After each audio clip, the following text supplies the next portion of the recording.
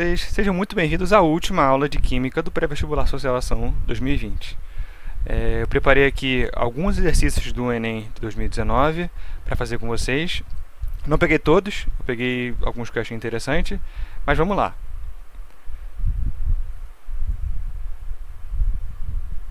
A primeira questão é a questão 91. Para realizar o desentupimento, só deixa eu mudar aqui. Pronto. Para realizar o desentupimento de tubulações de esgotos residenciais, é utilizada uma mistura sólida comercial que contém hidróxido de sódio, NaOH, e outra espécie química pulverizada. Quando é adicionada água a essa mistura, ocorre uma reação que libera gás hidrogênio e energia na forma de calor, aumentando a eficiência do processo de desentupimento. Considere os potenciais padrão de redução E0 da água e de outras espécies e meio básico, expressos no quadro. Bom, sempre que a gente vê uma questão, a gente tem que tentar identificar qual é o assunto maior que ela está tratando. Aqui, quando ele fala em E0, a gente já tem que pensar direto em pilhas ou eletrólise, potencial padrão.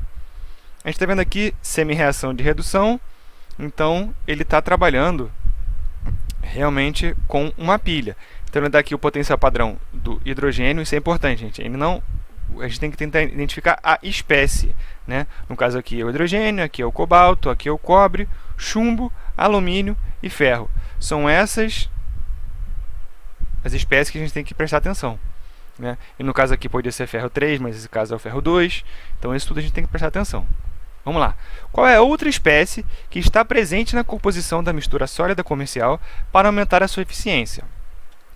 Então, a espécie que ele fala junto com o hidróxido de sódio tem que ser uma espécie que tenha um potencial de redução menor do que o potencial de redução do hidrogênio, uma vez que aqui no problema é afirmado que é liberado gás hidrogênio. Se a gente for olhar aqui, ó, o hidrogênio aqui tinha um NOx de -1 e ele vai para o NOx de 0. Então ele sofreu uma redução. Se ele sofreu uma redução, né, ele está ganhando elétrons. Então ele tem um maior potencial de redução, enquanto que o outro componente desse processo tem que ter um potencial de redução menor. Assim ele vai ser oxidado, perdendo elétrons, doando esses elétrons para o hidrogênio. Lembrando que quem ganha elétrons e sofre redução está no cátodo, e quem oxida e perde elétrons está no ânodo. E para calcular a diferença de potencial de uma pilha, né, ou a variação do potencial padrão, é sempre o potencial de redução maior menos o potencial de redução menor. Ou, em outros casos, se você tiver o potencial de oxidação, é o potencial de redução mais o potencial de oxidação. Então, qual dessas espécies aqui tem o potencial de redução menor do que o hidrogênio?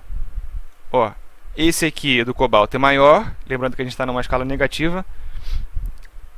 Esse aqui do cobre é maior, esse aqui do chumbo também é maior. Os únicos que são menores são o alumínio e o ferro. Só que se a gente for olhar aqui nas alternativas, a gente tem o alumínio, beleza, só que o ferro ele está na forma aqui de óxido de ferro.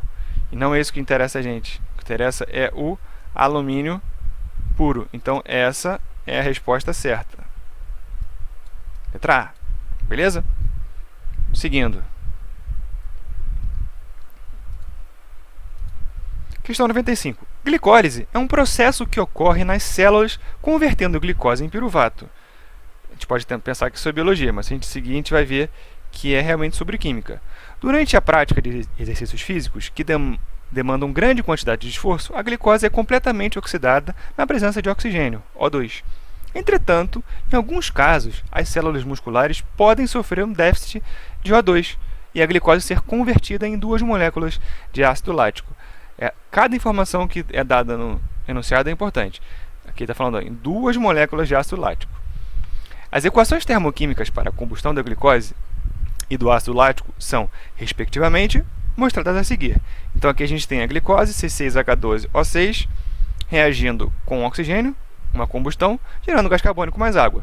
Aqui o ΔCH, que é entalpia de combustão, por isso que tem Czinho, E aqui a gente tem o ácido lático. Não precisa decorar, mas ele está afirmando para a gente que o ácido lático é essa segunda, também entrando em combustão, gerando essa quantidade aqui de quilojoules de energia, liberando. Lembrando que um processo exotérmico, uma queima, ela vai sempre ter um ΔH negativo, porque ela está liberando energia. O processo anaeróbico é menos vantajoso energeticamente, por quê? Nas opções, a gente já pode descartar de cara a D e a E, porque elas estão falando em absorção. A absorção é um processo endotérmico, que tem um ΔH positivo. Então, eu já excluiria essa de cara, se a gente só tentasse, né, analisar as opções. Mas vamos lá. Ele está falando aqui pra gente que a glicose, né, ela é convertida em duas moléculas de ácido lático. Então a gente tem que tentar juntar glicose com ácido lático numa mesma equação. E como a gente faz isso? Lei de Hess. Lembram lá dos gases? Que a gente pode somar duas equações diferentes e depois achar uma entalpia de formação? Então é isso que a gente vai fazer. A gente vai pegar, como a gente quer a formação de ácido lático, esse ácido lático vai ter que ir para os produtos. Então a gente vai ter que inverter essa reaçãozinha aqui. Quando a gente inverte essa reação, a gente automaticamente vai multiplicar por menos 1 o valor da entalpia. Só que além disso, lembra que eu falei que tinha uma informação muito importante. Uma molécula de glicose formavam duas moléculas de ácido lático. Então aqui a gente vai ter que multiplicar por 2. E multiplica a reação inteira. A equação inteira, desculpa. Então agora fazendo aqui os ajustes, né? Cortando o que um está de lado com o que está igual do outro, a gente tem aqui 6 oxigênios, vamos cortar com esses 6 oxigênios. A gente tem aqui 6 gás carbônico, também 6 gás carbônico, e 6 águas no estado líquido, 6 águas no estado líquido. Esses estados da matéria são muito importantes, porque se tivesse, por exemplo, algum que tivesse aqui sólido e o outro gasoso, não ia poder cortar. Tem que estar sempre no mesmo estado de agregação da matéria. Então, a gente termina com... Opa, aqui está erradinho, gente. Não era para ter isso aqui. Foi erro de digitação, me desculpa. Porque o resultado final é só glicose formando duas moléculas de ácido lático. Agora, para a gente achar o valor final da entalpia, é só somar uma com a outra. Menos 2.400 menos 1.344, só que a gente multiplicou por menos 2. Então isso aqui vai dar menos 2.688. E o resultado final dessa somatória é menos 112 kJ, que corresponde à letra A. Tranquilo? Essa tem um pouquinho de cálculo, mas indo passo a passo, se a gente ler todas as informações que estão escritas ali no enunciado, a gente consegue chegar lá. Tranquilo? Questão 99. A cada safra, a quantidade de café beneficiado é igual à quantidade de resíduos gerados pelo seu beneficiamento. O resíduo pode ser utilizado como fertilizante, pois contém cerca de 6,5% de pectina, um polissacarídeo. Outra informação muito importante. Aproximadamente 25% de açúcares fermentáveis, frutose, sacarose e galactose, bem como resíduos de alcaloides, compostos aminados, outra informação super importante, que não foram extraídos no processo. Esse resíduo contribui para a fertilidade do solo, pois... Bom, aqui é uma questão de química orgânica, atrelado com um pouco de biologia. A gente tem que lembrar que os polissacarídeos, eles são compostos que têm apenas carbono, hidrogênio e oxigênio. Assim como os açúcares, eles também são compostos que possuem apenas carbono, hidrogênio e oxigênio. Então, esses são os três elementos básicos que vão ter nos compostos orgânicos, em tratando de seres vivos. E, acrescentando aqui ainda, os compostos aminados. Os compostos aminados é que eles possuem nitrogênio, certo? Então, os quatro compostos que a gente tem aqui os 4 elementos que a gente tem aqui nessa questão são carbono, hidrogênio, oxigênio e nitrogênio. Beleza? Se a gente for agora ver as opções, vamos lá. Possibilita a reciclagem de carbono em nitrogênio, beleza, porque tem carbono e nitrogênio, pode ser. Promove o deslocamento do alumínio, que é tóxico, não fala em momento nenhum de alumínio aqui nessa questão. Melhora a compactação do solo por causa da presença da pectina, não dá para afirmar isso. Eleva o pH do solo em função da degradação de componentes de resíduo, também não dá para afirmar isso com as informações que a gente tem aqui. E apresenta efeitos inibidores de crescimento para a maioria das espécies vegetais pela cafeína. Outra informação que a gente não pode tirar, a única informação que a gente pode ter certeza é a letra A, porque ele realmente possibilita a reciclagem de carbono e nitrogênio, já que ele tem carbono e nitrogênio, esse composto tem carbono e nitrogênio na sua composição. Beleza? Gente, só para lembrando que qualquer dúvida que vocês tiverem dessa questão, dessa prova, de outra prova, ou então de uma matéria que vocês viram nos nossos vídeos, ou vocês podem tirar comigo, podem tirar com a Ingrid, que a gente vai estar disponível ao longo dessa semana inteira até vocês realizarem o Enem, beleza? Não precisa ter vergonha. E pode mandar mensagem no Facebook, qualquer hora que for, que a gente vai, quando a gente conseguir, a gente vai responder vocês. Questão 103. Estudos mostram o desenvolvimento de biochips utilizados para auxiliar o diagnóstico de diabetes mellitus, doença evidenciada pelo excesso de glicose no organismo. O teste é simples e consiste em duas reações sequenciais na superfície do biochip, entre a amostra do soro sanguíneo do paciente, enzimas específicas e reagente, iodeto de potássio, Ki, conforme mostrado na imagem. Aí aqui temos a imagenzinha de como funciona esse biochip. Gente, esse biochip não tem na vacina, tá? Não tem vacina com chip aqui, então não precisa ter medo disso. Isso é tudo fake news. Mas nesse caso aqui, existe um biochip para essa questão. Vamos lá. A imagem não vai dizer muito pra gente, porque o que importa é a reação. Então, seguindo. Após a adição de soro sanguíneo, o fluxo desloca-se espontaneamente da esquerda para a direita, promovendo reações sequenciais conforme as equações 1 e 2. Na primeira, a conversão de glicose do sangue em ácido glucônico, gerando peróxido de hidrogênio. Então, aqui, isso que é o que vai importar para a gente, as reações em si. A gente está vendo aqui glicose com oxigênio mais água, devido à ação de enzimas, formando C6H12O7 mais água oxigenada. E aqui a água oxigenada reagindo com o iodeto, formando iodo 3 mais água mais oxigênio. A pergunta é, o tipo de reação que ocorre na superfície do biochip nas duas reações de processo é análise, síntese, oxirredução, complexação ou ácido-base. Vamos lembrando aqui o que é uma análise. Análise é quando a gente tem uma quebra de uma reação. É uma molécula grande virando duas moléculas pequenas, três moléculas pequenas, né? É uma quebra, uma molécula virando mais de uma. Síntese é o oposto, são duas ou mais moléculas virando uma molécula só. Ainda teria dupla troca ou simples troca. Oxirredução é um processo quando há diferença de carga, diferença de número de oxidação de um elemento de um lado da reação para outro lado da reação. Complexação são reações que envolvem metais. E ácido-base é uma reação que envolve um ácido de neutralização, que envolve um ácido e uma base formando um sal mais água. Aqui a gente não tem nenhum metal envolvido, então não pode ser complexação. A gente também não tem nem análise nem síntese. E nem temos ácidos nem bases. Então, só poderia ser oxirredução. Mas onde que está essa diferença de NOx? Se a gente for ver aqui, ó, aqui o hidrogênio, aqui o oxigênio, ele tem NOx 0, enquanto que aqui ele tem NOx menos 1, né? Então ele sofreu aqui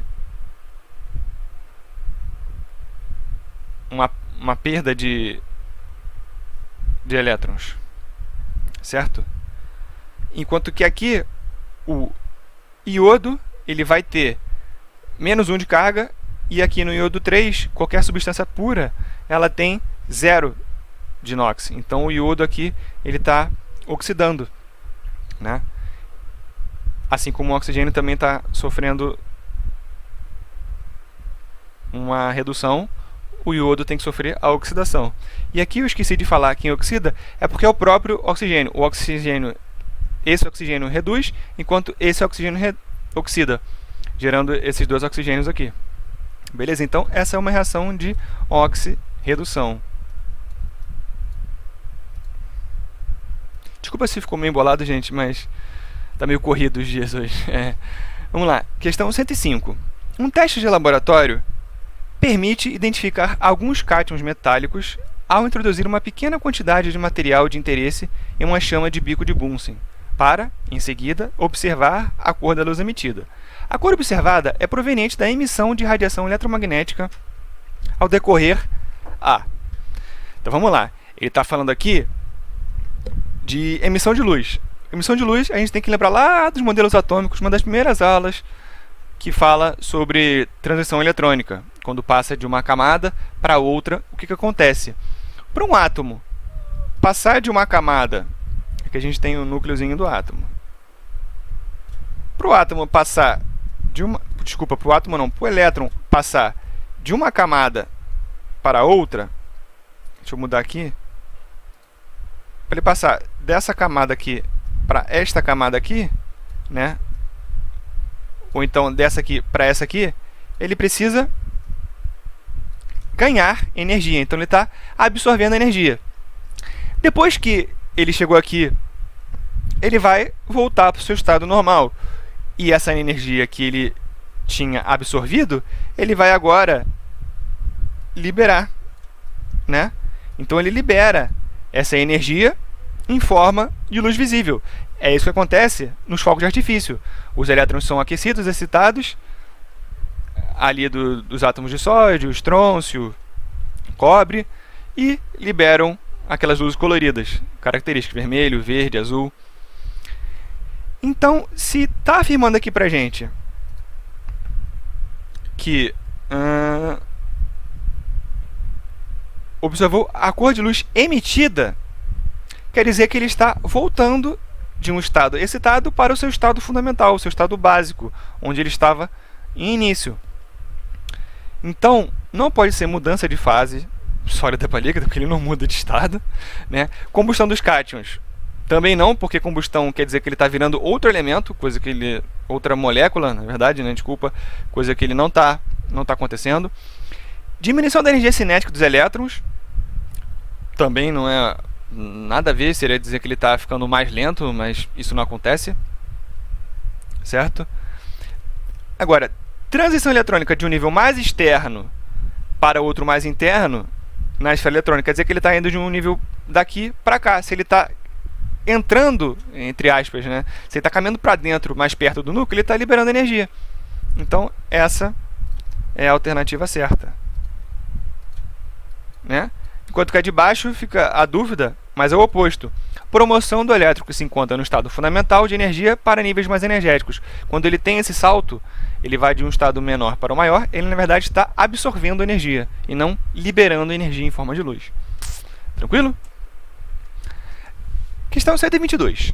O odor que permanece nas mãos após o contato com o alho pode ser eliminado pela utilização de um sabonete de aço inoxidável. Confesso eu que nunca tinha visto esse sabonete na minha vida. Mas vamos lá. Constituído de aço inox 74%, cromo e níquel. A principal vantagem desse sabonete, entre aspas, é que ele não se desgasta com o uso. Considere que a principal substância responsável pelo odor do alho é a alicina, estrutura 1, e que, para que o odor seja eliminado, ele seja transformado na estrutura 2. Gente, essa informação aqui, ó, ele não se desgasta com o uso, é de extrema importância para essa questão.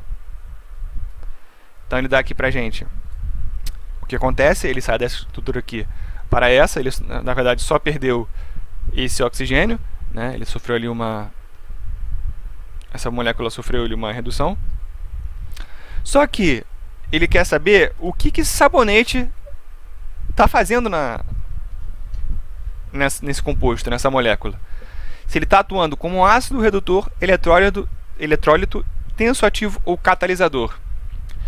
Qual é a definição de catalisador? É uma substância que acelera ou até mesmo ativa uma reação, só que ela não participa da reação, ela não sofre alteração química. Do mesmo jeito que ela entra, ela vai sair. Como aqui está dizendo que ela não se desgasta com o uso, quer dizer que ela não está sofrendo alteração, ela está se mantendo exatamente igual como ela era antes. Então, sem nem passar duas vezes, esse sabonete atua como um catalisador, né? Porque ele está facilitando, ajudando essa reação a acontecer, mas não está sofrendo nenhuma alteração química na sua composição. Beleza? Essa foi mais facinho, mas tem que prestar atenção no detalhe. 128, vamos onde textão lá, né? De novo de modelo atômico, já está falando de Dalton ali. Em 1808, Dalton publicou o seu famoso livro intitulado Um Novo Sistema de Filosofia Química, do original A New System of Chemical Philosophy. Um momento para beber água. No qual continha os 5 postulados que serviam como alicerce de primeira teoria atômica da matéria fundamentada no método científico. Esses postulados são numerados a seguir. Então a gente já lembra lá do primeiro modelo atômico de Dalton, da bola de bilhar. Depois teve o modelo de Thomson, do Rutherford, Bohr. Então, a respeito do modelo de Bohr, de Dalton, a gente tinha 1. A matéria é constituída de átomos indivisíveis. Todos os átomos de um dado elemento químico são idênticos em massa e em todas as outras propriedades. 3. Diferentes elementos químicos têm diferentes tipos de átomos. Em particular, seus átomos têm diferentes massas. 4. Os átomos são indestrutíveis e nas reações químicas mantêm suas identidades. 5. Átomos de elementos combinam com átomos de outros elementos em proporções de números inteiros pequenos para formar compostos. Após o modelo de Dalton, outros modelos baseados em dados experimentais evidenciaram, entre outras coisas, a natureza elétrica da matéria, a composição e organização do átomo e a quantização da energia do modelo atômico.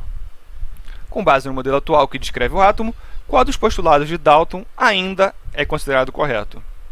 Como eu falei, no modelo de Thomson a gente já sabia da existência dos elétrons.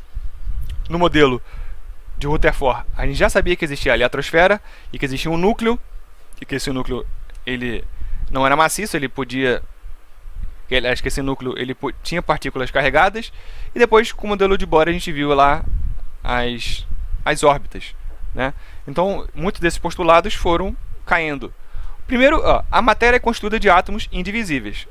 Falso, porque a gente sabe que depois tem nêutrons e prótons dentro do núcleo, né? E depois, mais tarde, com a mecânica quântica, com o avanço da tecnologia, a gente descobriu também que tem quarks. Então, é falso. O átomo não é indivisível. Todos os átomos de um dado elemento químico são idênticos em massa e em todas as outras propriedades. Falso também. Isso por quê? Porque a gente sabe que a massa nada mais é que o somatório do número de prótons com o número de nêutrons, né?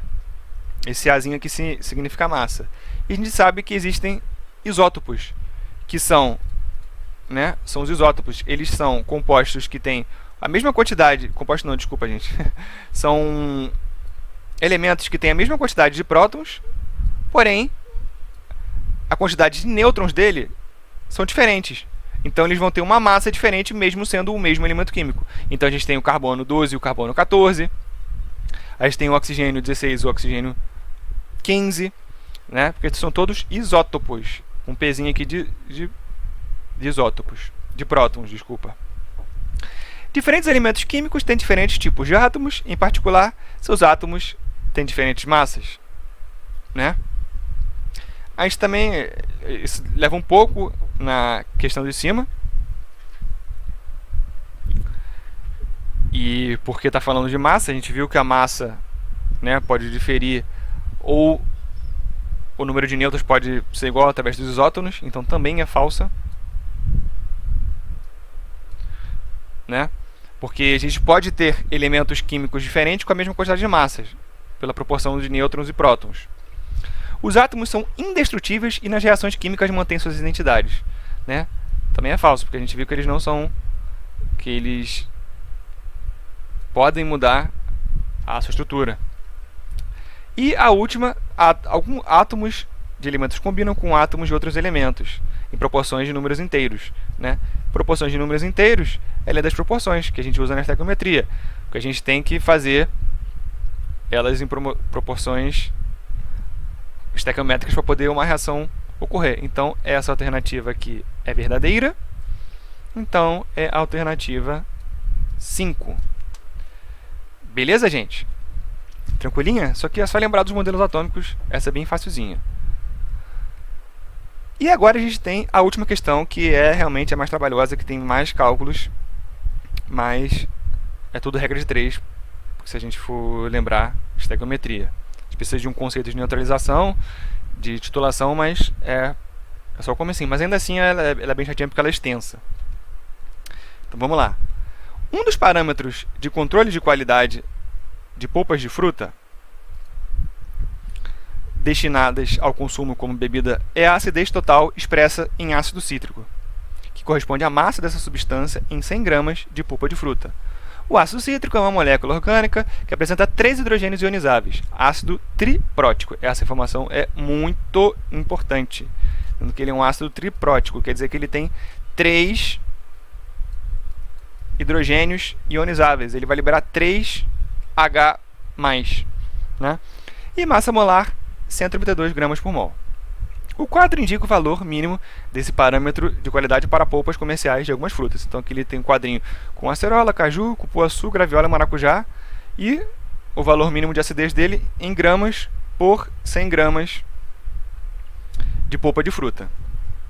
Seguindo, a acidez expressa a acidez total expressa em ácido cítrico de uma amostra comercial de polpa de fruta foi determinada. No procedimento, adicionou-se água destilada a 2,2 gramas de amostra. Então eles pegaram a polpa da fruta, pegaram um pedacinho dela, deu 2,2 gramas de amostra pesadas, e após solubilização do ácido cítrico, pegaram essa polpa, jogaram com água destilada para o ácido cítrico dissolver na água, né? Descartaram o sólido, e essa solução com ácido cítrico e água foi titulada com uma solução de hidróxido de sódio 0,01 mol por litro, para poder determinar a acidez desse composto, em que consumiram 24 ml da solução básica titulante. Então, essa solução com 2,2 gramas foi titulada com uma solução de hidróxido de sódio 0,01 e foi consumido 24 ml dessa solução de hidróxido de sódio. O que a gente tem que saber aqui? O que a gente tem que pensar aqui? Em neutralização. Certo? O que é uma neutralização? É uma reação entre um ácido e uma base que vai gerar um sal mais uma água. O ácido que a gente tem, ele falou que era pra gente que é triprótico, então ele tem 3H+, o Azinho representa o ácido, então quando ele dissociar ele vai formar 3H+, mais um A, 3-, e o NaOH. O NH em água, ele vira Na+, mais OH-. Como a gente precisa formar água, e a gente tem 3H+, a gente vai precisar de 3OH-. Então a gente multiplica essa equação aqui de baixo por 3, vamos chegar na equação final, que é H3A mais 3NaOH. Então aqui a gente tem a proporção de 1 para 3, formando 3 águas mais o sal, né, que eu tinha comentado. Então, um ácido mais uma base, formando sal mais água. Sal mais água. Então, aqui a gente já está com a equação balanceada e já tem a proporção que a gente precisa, de 1 para 3. Então, beleza. Agora a gente precisa saber quantos mols de NaOH foram gastos. Porque quando a gente souber quantos mols de NaOH foram gastos, a gente vai saber quantos mols de ácido cítrico continham naquela amostra. Se em 1000 ml, em 1 litro, a gente tinha 0,01 mol de NaOH, porque ele disse pra gente que, né, ele era 0,1, a concentração dele era 0,01 mol por litro, né? Então, em 24 ml, que foi a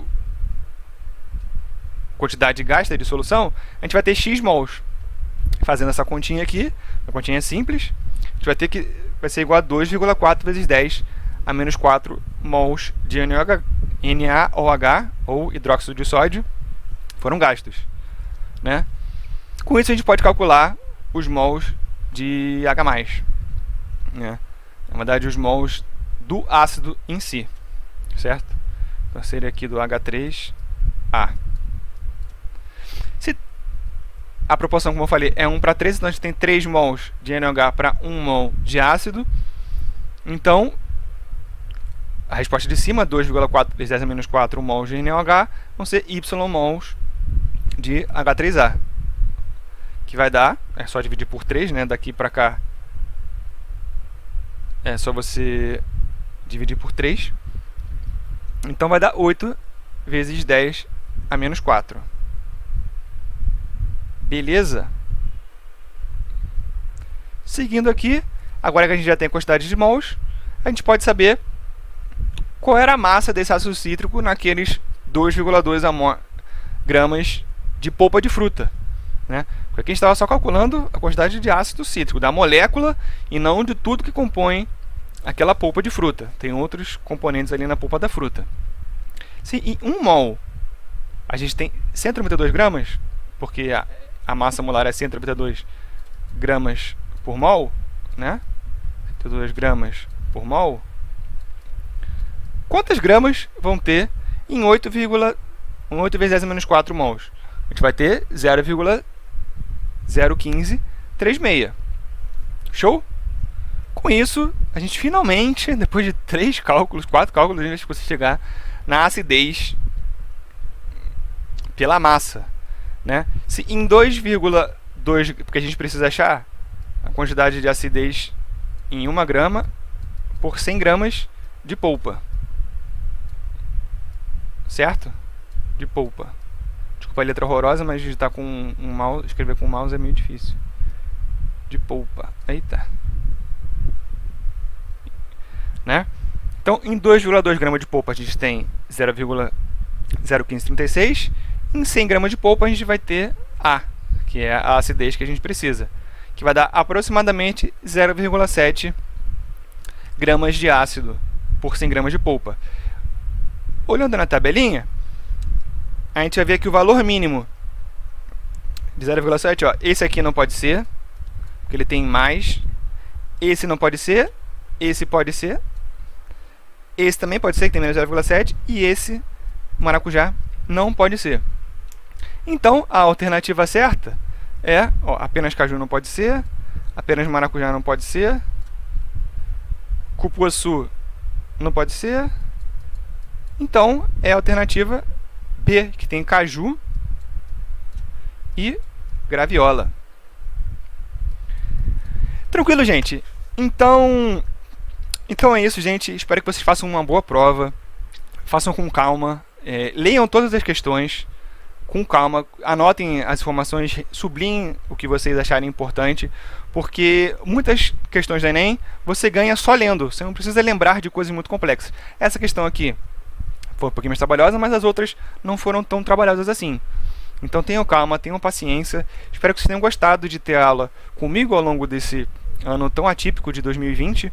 Estou encerrando agora em janeiro. Espero que vocês sejam aprovados e muito boa prova, tá bom? E lembrando que qualquer dúvida vocês podem tirar comigo ou com a Ingrid no Facebook. Não precisa ter vergonha, pode mandar qualquer dia, qualquer hora, que até o Enem a gente vai estar respondendo, beleza? Então muito obrigado e boa prova. Espero que vocês sejam aprovados. Tchau.